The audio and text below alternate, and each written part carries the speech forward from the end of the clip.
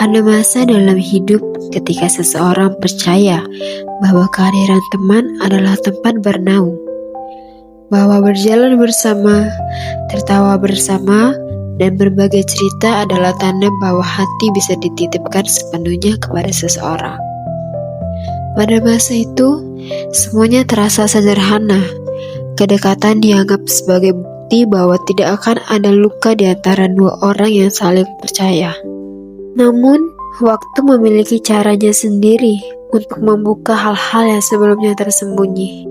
Perlahan muncul tanda-tanda kecil yang sulit dijelaskan.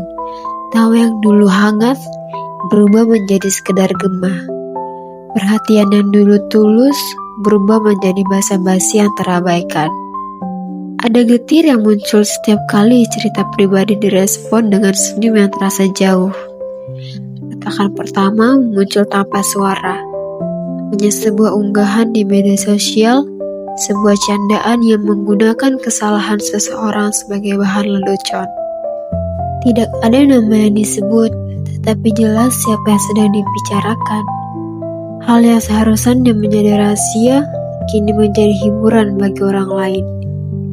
Komentar demi komentar bermunculan, setiap kalimat terasa menambah berat di dada. Dalam keheningan kamar, ponsel yang menyala menjadi saksi bahwa kepercayaan bisa runtuh tanpa satupun kata terucap. Tidak ada penjelasan, tidak ada permintaan maaf. Hanya kesadaran tiba-tiba bahwa apa yang selama ini dianggap sebagai kedekatan ternyata tidak sedalam yang dibayangkan.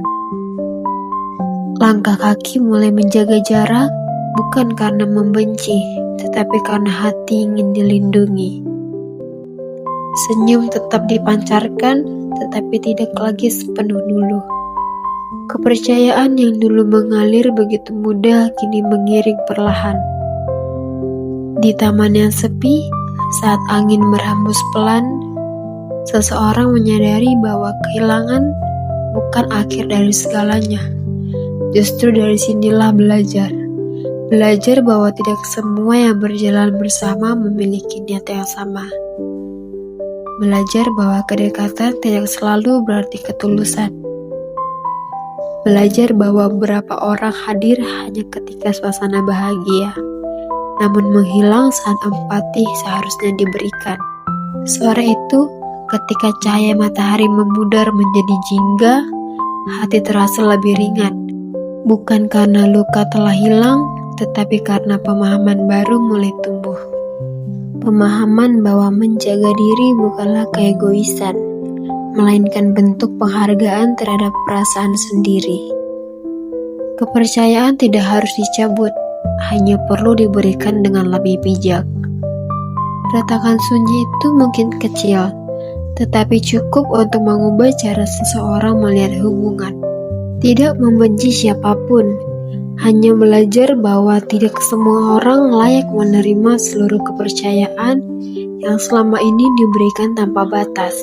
Dari retakan itu, ia memahami satu hal sederhana, bahwa tidak semua yang dekat benar-benar berdiri di pihak kita.